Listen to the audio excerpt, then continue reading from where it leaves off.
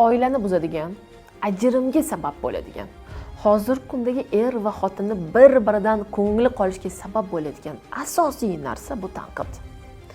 Insonni yuziga kamchiliklarini aytib, aybini aytib, tinimsiz undan nuqsonlarni topib, yuziga kamchiliklari bilan tarsaga tushirish.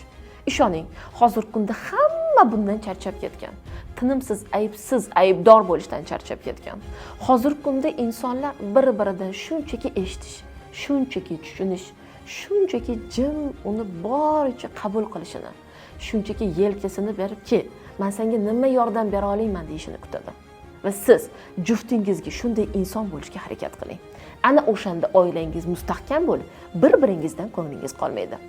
Juftingiz bilan munosabatlarni mustahkamlab, oilangizni ajrim yoqasidan qaytarib, eng asosiysi sevgini qayta tirilishini istaysizmi? Unda hoziroq izohlarda maqtov so'zini yozib qoldiring.